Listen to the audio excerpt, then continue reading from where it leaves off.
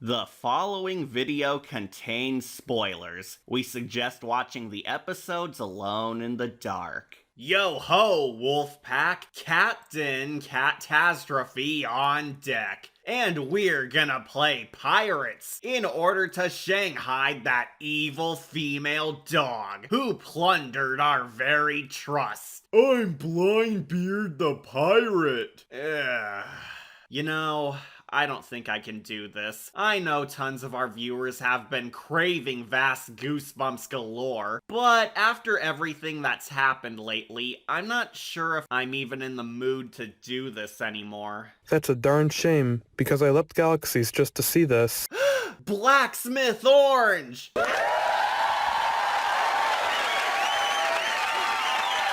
Yes, it is I, Blacksmithorange, the ghostly host of horror, here in the Haunting Hour house to totally not plug my epic book and chill channel, which you almost check out right now, or is Hauntings by me. What are you doing here? I was just traversing the cosmos, studying abroad to find myself, and I found myself wanting to kick some Goosebumps butt. Let's do a killer crossover. Catabunga! You made it just in time to help us review one of Goosebumps' most popular spooky tales of sea, the fan favorite Headless Ghost.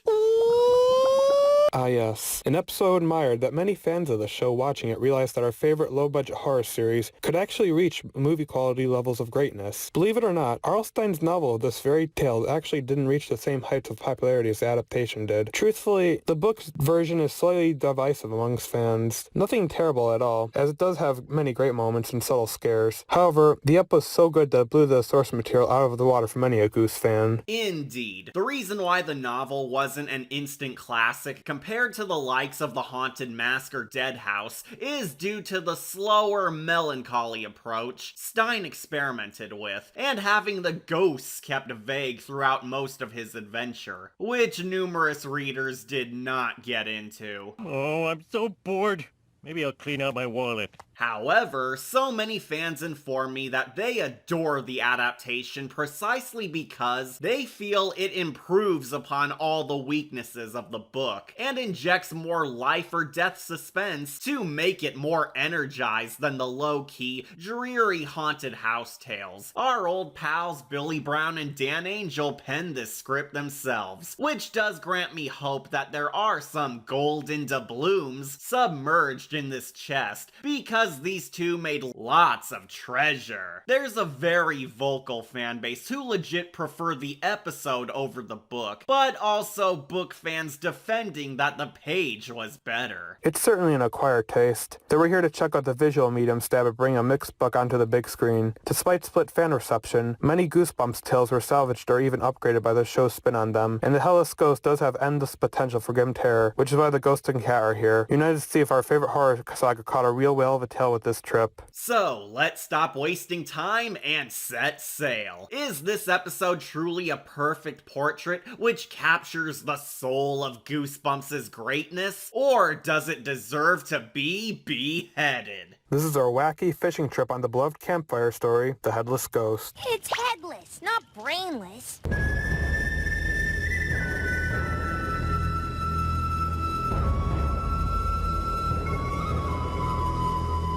So, our episode opens up a long time ago in a beach house far, far away, where some wacky jump cuts introduce us to a dumb dork named Andrew Craw, trying to contact ghoulies, specifically ghost pirates. The overall atmosphere of the episode, especially the opening shot, is fucking beautiful. Just beautiful. I love the cinematography of this overall. It does totally feel like a movie level. The way the hazy purple hues of the sky complement the dark moonlit lake and just the overall scenery surrounding the lighthouse is both very gloomy yet super satisfying to look at. It's so good that it almost feels like as if I'm looking at a painting. If you're here, show yourself. But Mama Craw tells her boy to stop annoying the dead. She's trying to nap. Why aren't you in bed? I was just going, Mama. You were looking for that ghost again, weren't you? No, I wasn't, Mama. Honest. Now go to bed. I will, Mama. I promise. Good night, Mama. What, do you get paid every time you say mama? But he signs his death warrant when he goes too far. Come on, you stupid old ghost. I'm not afraid of you. Oh, hell no.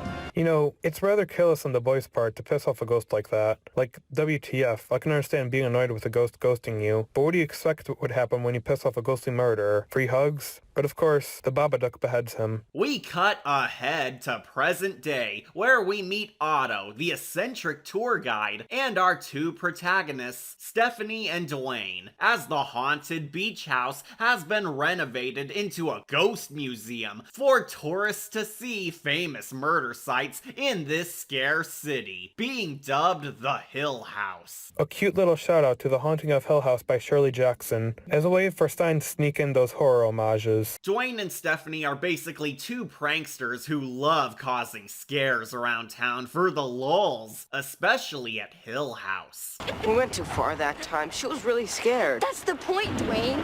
The twin terrors of Wheeler Falls strike again. Which is a major change, because in the book, the dynamic duo were notorious tricksters who trolled everyone in town except at the Hill House. This was a change done to make the storyline flow at a much tighter pace, and provide more focus at the cool haunted setting. Sadly, this was not the only change, as very large elements from the novel were altered or removed entirely. Almost all of the outside scenes away from Hill House are gone. Dozens of characters, such as Edna the tour guide, the relatives of the kid heroes, other spirits in the mansion, and even most of the neighborhood kids the protagonists met are deleted. Dwayne and Steph's love for scary movies is absent, and tons of book events, including the final act, were entirely rewritten. The Headless Ghost is another one of the examples of the show changing the original story the most. The episode hits all the basic beats, but is not a completely faithful retelling. Just like Return of the Mummy and Shock Street, we're looking at a compressed adaptation. While I'm not a fan of drastically altering source material, the episode does do a decent job of recapturing the novel's spirit. Despite purging lots of the book's events, what it does show is fairly entertaining. Otto is easily the best character in this. The way the tour guide plays his role is entertaining as hell. You can tell he is having a lot of fun, and just watching his portrayal is so delightful. Like, the way he tells us the stories about Hill House is just amazing, since he actually talks in a somewhat cryptic and mysterious tone. Like as if he has a genuine interest in the stories. He must know a lot. The ghost pulled Andrew's head off and hid it somewhere in the house. And every night since then, Andrew's ghost wanders these halls, searching for his head. The problem is, maybe knows a little too much. He just does an awesome job of being both mesmerizing and mysterious, yet very delightful at the same time. He definitely is the highlight of this episode simply because of how well he hooks our interest. His narration of Hill House almost reminds me of the way Dr. Loomis told of his experience with Michael Myers in the original Halloween. It was over 150 years ago that a sea captain built this house for his lady love. When he came back from a sea voyage, he found his beloved had left him for another man. The poor captain died of a broken heart, but his enraged spirit lived on, taking revenge upon anyone who dared live in this house, and upon anyone who mocked the ghosts within. His frequent storytelling unlocks the backstory behind Hill House. Prior to our titular Headless Ghost, the mansion was haunted long before his death. Hill House belonged to a ghostly sea captain. It's kind of you to deliver these copies of jugs. They'll keep my men from resorting to homosexuality for about 10 minutes.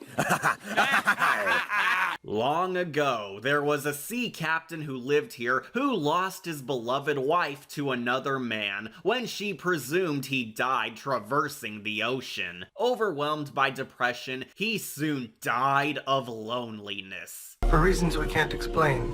However, pissed off at his breakup, the ghost of this seaman now haunts his old home, adding new victims inside it, such as the Headless Ghost, should they ever lack respect for his final resting place. Those who pay respect are spared his wrath, but those who mock him are at risk of a gruesome fate, even children. And naturally, our kid heroes don't believe that and ain't afraid of no ghost. ghosts. Dwayne and Steph's actors do a decent job performance-wise, but they are total dicks. The duo are basically exact copies of Lucy Dark, troublemaking sassy brats known for annoying folks, but are about to be scared straight when they enter real danger lurking about. They have a nice character arc, both in the book and show, about maturing and to cease their douchebaggery ways, but can get real obnoxious and stupid at times. They're so irritating that Otto actually hates them in this version, because they keep upsetting the spirits, so he frequently player kicks them. Out with you now, and don't come back until you're willing to show Hill House the proper respect. And sadly, your tolerance for the two will either make or break this episode. Dwayne is a prissy sidekick dragged into his homegirl's hijinks, but does show some regret, while Stephanie's a total jerk, who can get so bad you kind of understand why the ghosts want her dead. You have no respect! Respect this, you old grouch! Don't! Fucking bitch. In short, these are some rotten kids. Tired of easy mode pranks, the two plan on doing something new, sneaking off from the tour next time to locate the ghost's missing head and explore the off-limits. However, an eerie shot reveals that ominous folks overhear the plan. I'm not weird and creepy. I can understand why Stephanie never makes it onto top 10 best Goosebumps hero lists. She's almost as careless as Andrew, but with a worse attitude. There are times when her uncontrollable behavior is the sole reason why supernatural threats are happening against her and Dwayne. She's such a butthole. The next day, Otto delivers the sea captain spiel again, where he somehow never questions why the brats keep showing up, even though he knows they cause mischief. Well, I'm glad to see our regulars have decided to behave themselves tonight.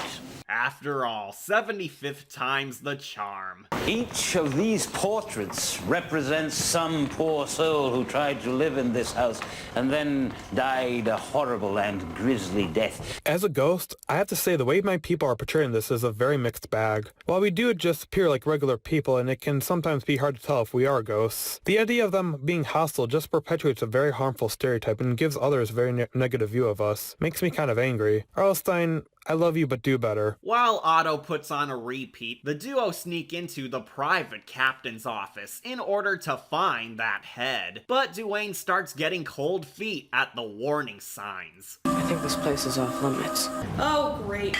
Another genius. The Headless Ghost's plot is mostly straightforward, as the two troublemaker brats simply want to find a real ghost, with seeing the lost head as an easy way to prove the legend exists. However, along the way, they also undergo a humbling journey where they see the error of their ways and grow into good kids. Caring about the Headless Ghost sort of makes them learn empathy and save his well-being. A basic plotline, but the episode upgrades things with grand visuals to make the haunted house shine as the true star. I agree with Blacksmith. The imagery in this is breathtakingly gorgeous. It's movie good. 44.1 kilohertz sample rate! The overall atmosphere of the episode, especially at the beginning, is pretty solid since it does do a great job of setting up a very eerie and somewhat Lynchian mood. Just the opening itself has a very dreary feel to it because despite there not yet being a supernatural threat, you can feel just from the overall ambience that something is just not right with Hill House. The episode builds up towards the monsters instead of revealing them instantly, ramping up all the suspense. The creepy world does wonderfully, hyping up our twists.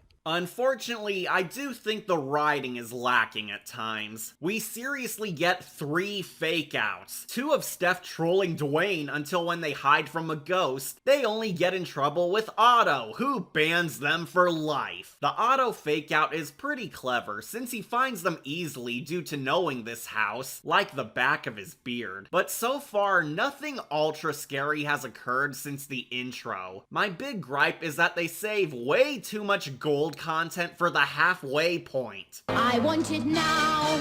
Steph acts like a twit again and wants to break more rules, where the creepy dude watching them earlier shows up to lend a hand. Who are you? My name's Seth. McFarlane. Seth is actually Otto's sketchy nephew, offering them VIP access into the house's top secrets, so they can hear the uncut Hill stories. Which, of course, Stephanie and a guilt-tripped Dwayne buy, because how can you not trust the guy who rode the Phantom cab? That night, things finally get gruesome again when Seth shows them the secret levels of Hell House, telling them the band's story, everyone's favorite part, the tale of Ice Cream Boy. A long time ago, there was a boy who lived in this room. A very spoiled boy who loved to eat ice cream. Strawberry ice cream. Ice cream. Ice cream. He always wanted ice cream, and he kept the kitchen maid hopping with his demands. Ice cream. He just couldn't get enough ice cream. What, do you get paid every time you say ice cream? Update your grammar, bro. Miraculously, in a tale about a boy being beheaded, this manages to be the darkest part of the whole story. The tale of Ice Cream Boy adds more death and grim terror in an otherwise already grim plot, which made me love this episode even more. Seth informs them that another kid died in Hill House, a once privileged rich brat who was addicted to strawberry ice cream, who fell to a grisly death here, when his love for the Frosty eventually consumed his life. The dumbwaiter didn't come all the way up. The boy reached. And he reached. Until, finally, he reached too far. When the maid found him at the bottom of the shaft. It was hard to tell the difference between the boy's face and the strawberry ice cream. Jesus muffin Christ! That's so dark. I'm amazed the kids show managed to pull it off. This episode's very impressive in terms of how far it's willing to go. The stories surrounding Hill House are surprisingly ghastly, and what's very haunting is that a good amount of them involve kids. Stories of kids getting decapitated and even falling to their deaths. I don't remember this show ever getting that gruesome. Keep in mind, this aired on the same channel as Tiny Toons, Animaniacs, and Bobby's World. Thanks, bud. Good luck. By the way, I love your show. Warner Brothers paid me to say that. Now that you have seen me, you cannot leave. Even darker, Seth teases that Ice Cream Boy's death was no accident, but the ghost pirate may have pushed him in the wrong direction. If you couldn't tell, the ghost captain's greatly expanded upon in the show, to the point where he's the true villain. I can see why some view him as an underrated foe, because I don't know if I'm terrified of his child killing or amazed he actually succeeds at it on a family picture. Why not both? Sadly, like all women, Steph's still unimpressed and demands real ghosts, so Seth takes them up to the final nightmare room, the captain's secret Goosebumps gallery. What's this for?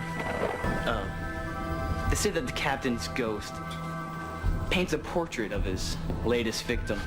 Well, I'm sure that's nothing. But, haha, Seth plays a trap card by trapping the kids in the chamber, revealing that he's the headless ghost.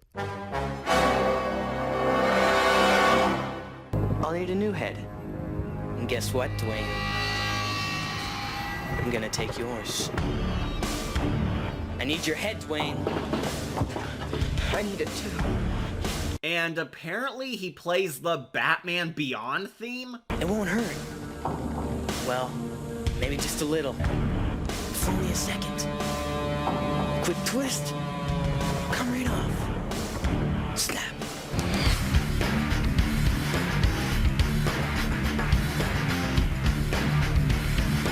This shock fails because it's super confusing due to him having his head. This doesn't even work as a fake out. How the fuck was the head borrowing supposed to work? Is he even the same ghost? Was Seth actually Andrew and he's now using someone else's head? Whose head is it then? Oh, it turns out Seth isn't the headless ghost and it's just trolling them. I'll admit it is kind of cool since his prankster status kind of coincides with their personality, but it just feels kind of pointless given that it doesn't leave much of an impact. It was obvious that they were trying to trick the viewers out and maybe even shock us, but it just feels so out of left field. It's like you might as well have said, and I was the one who pushed that ice cream kid down that dumb waiter. Just kidding. I was the ice cream kid. Like, it just feels like it was just put in just to be this one big psych moment, and it feels inexplicable as fuck. Like, why did he have to lie and say he was the headless ghost? I don't know, it just feels like it was put in for shock value, but plays off more as confusion value. Like, was it supposed to be a shock when we learned he might be the headless ghost? Didn't really feel like one, given that we learned he's lying about a minute later. Was it supposed to be a shock that he was a ghost at all? I mean, that was kind of obvious at the moment they met him. I don't know. We learned from Otto he might have been a prankster or something. But his backstory doesn't really hint at that. Just an unhealthy fixation for ice cream. I don't know, it's like, why have that shocking twist if it turns out that the twist isn't actually true? Was the twist supposed to be that there was no twist? Too many questions. Too many questions. In short, it's a bizarrely lame fake out. But we get our actual twist. There's a real headless ghost after all. It's just not Seth. What were you expecting? A dish of ice cream?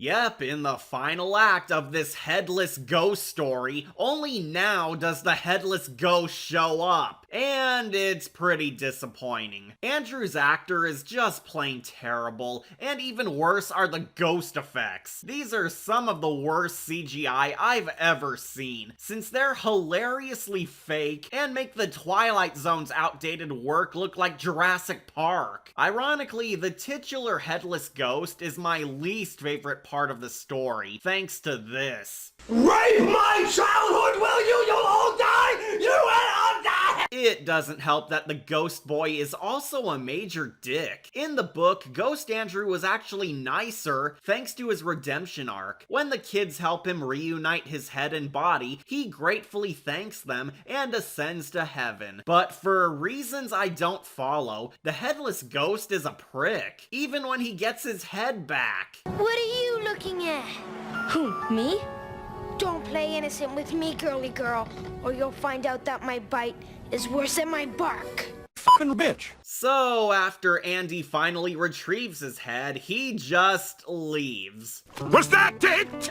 We waited this whole time for 10 seconds of ghosts. This twist also feels a bit too comedic for our tale, which is mostly dead serious. And the children have reactions that can only be described as funny. She just saw a ghost boy, and she just totally accepts and moves on. It would have made more sense for her to show some fear, given that she had just recently seen a boy's decapitated head. A ghost? Boring! Steph asks WTF, but suddenly Otto arrives to enforce the rules. Pissed off at the trickster twins, he forces Dwayne to go so he can lecture Steph. But once the door shuts, haha, Otto reveals that he's the ghost of the sea captain. In fact, he has a ghost family. Yep, Otto is the evil sea captain who haunts this home, and the kids became his undead minions. And this is where we stop following the novel completely. In the book, there actually was no villain, and this final battle was 100% made up for the show only, to inject more horror. The sea captain left his home long ago, and even though Otto was secretly a ghost, he was more so a friendly ghost who overlooked the Hill House until Andrew found peace. The adaptation does a pretty unique idea by simply combining both Ghost Otto and the sea captain as one person. It adds a much stronger twist compared to the fake outs we've had because Otto is haunting his own resting place and despises the kids due to them showing disrespect for his death. On the page, this boss fight was non-existent. The book's climax simply has the kids save Andrew's head and help him make peace, where he sends to a better world while the tricksters reform from their mean ways upon aiding a lost soul. But the episode's something more epic. Helps that TV Otto is wicked. The ghosts are mad at Steph, constantly dissing the hill. So Otto paints her into a ghost among his Ghost Fam collection. What? Yeah, this is only briefly explained, but Captain Otto's a mad artist who adds souls to the home's history in order to keep their lives forever, forced in his crew. It's not well elaborated and kind of random. I mean, didn't he just kill people? Great continuity! But Dwayne hears her scream since he was only 3 feet away and rescues her by easily photobombing his pick.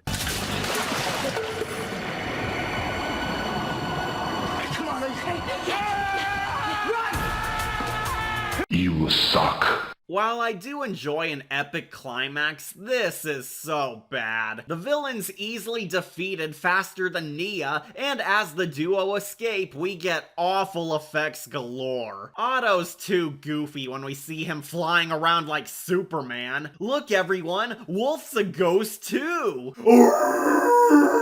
My sole issue is the climax does feel somewhat rushed. Like, it kind of feels underwhelming simply because it's a bit short and doesn't really feel as major as it should be. The interactions with the ghosts, while fairly haunting, are kind of vague, and I don't like how easy it was for Dwayne to save Stephanie from having her soul taken. He just had to splash water in the painting. That's it. That's all it took to save her. Hell, Stephanie could have even done that herself. I don't know, the threat overall feels weak as hell due to how quickly and easily it was averted. And him being a ghost, why do you let them leave so easily? Didn't he have the power to lock them in? Can't the other ghosts haunting the place do it? Why couldn't he simply stop Dwayne once he came in? What were the other ghosts could have helped him? Why is it called Hill House if it's near a lake and not actually on a hill? Who shot JFK? What happened to the people of Roanoke? How did they get the caramel inside of the caramel bars? And who ate all the garlic bread? Too many questions. I appreciate the writers trying to ramp up the drama, but it still fails due to being super anticlimactic and dropping way too much plot on us in under a few seconds. But at last, we reach our twist ending. We cut to next week, where we spot a new couple moving into Hill House after buying it from realtor Otto, hinting that the hauntings ain't over yet, as he'll be gaining a new painting real soon. We heard the place was haunted. Haunted, right? And I'm a ghost. Don't worry, I'm sure you'll be very happy here. I see you. I'm almost scared, but now I can't help but think, why is Otto getting money out of this if he's undead? He hosts tours in his museum and sells the home on the market, but what's a ghost need with money? It would actually do me no good at all, because I'm dead. What do I need money for? What am I gonna do? I'm dead. What am I gonna do? Buy gum? This twist is also the last major change from the book. In the novel, the duo have matured during a time skip and decide to repay Hill House a visit for all time's sake, only to discover that the home was shut down long ago. Otto and his crew were all ghosts this whole time, and every time the kids were there, they were hanging with the undead, attempting to use the children into helping the Headless boy rest in peace by finding himself. Although I'm sad Joy and Stephanie just disappeared in the end of the show, alive but well, this does a decent job at the here we go again finale, if you will. Once again, the saga continues.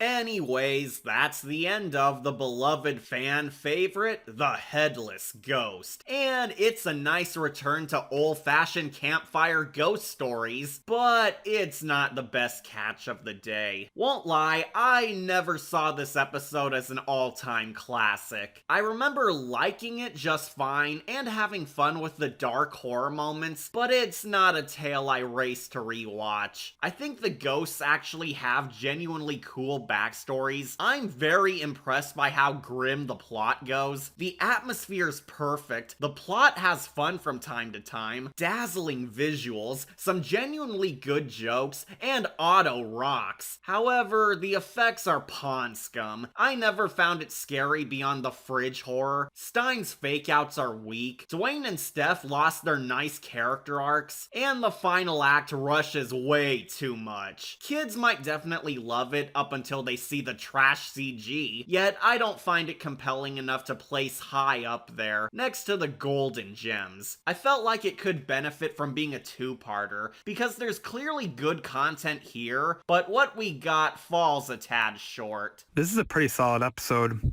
Aside from the slightly anticlimactic ending and the Ramos Hell bit where Seth lies about his identity, this tale does a perfect job at nailing the atmosphere and just building the overall mood of the narrative. The tone of this as a whole helps create a very immersive world and even makes you feel like you're exploring the house with the characters simply because of the fact that you can almost feel the overall dreary mood of the place resonate off the screen. And don't get me started on those stunning shots of the lighthouse. I could talk about them all day and never shut the hell up about them. Probably the best cinematography I've seen out of any Goosebumps episode. The book was a little more subtle with its scares. In fact, there are segments in the first half where you aren't sure if it's something supernatural that is occurring or if it's something easily explainable, which it usually was. That kind of made it a little better than the ep, given that it just demonstrates how being those dark, old, dreary places can just really put you on high alert because of the overall gloomy tone surrounding them. I actually can't help but wonder if R.L. Stine was inspired by The Haunting of Hill House by Shirley Jackson, since not only is the house named after the one in her book, but she also takes a very similar approach to it, the scares in her book as well. While R.L.'s book is a little better, this still sells in terms of mood, as well as pacing. This is easily one of the most underrated episodes for me, so for that I give it a B+ for adding tons of great material to the show, but will admit there is room for improvement. I grant this sea shanty a silver skull. This is an okay episode. episode. I like it, but I don't love it. The question on whether the book or episode is better rages on, since I think both have their own strengths and weaknesses, but the adaptation is alright. The Headless Ghost had a huge wave to ride, but while the ship's intact, it still needs to get its head straight.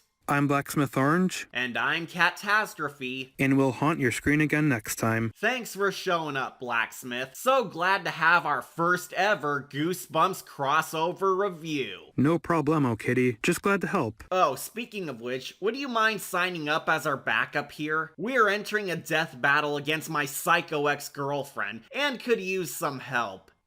Don't.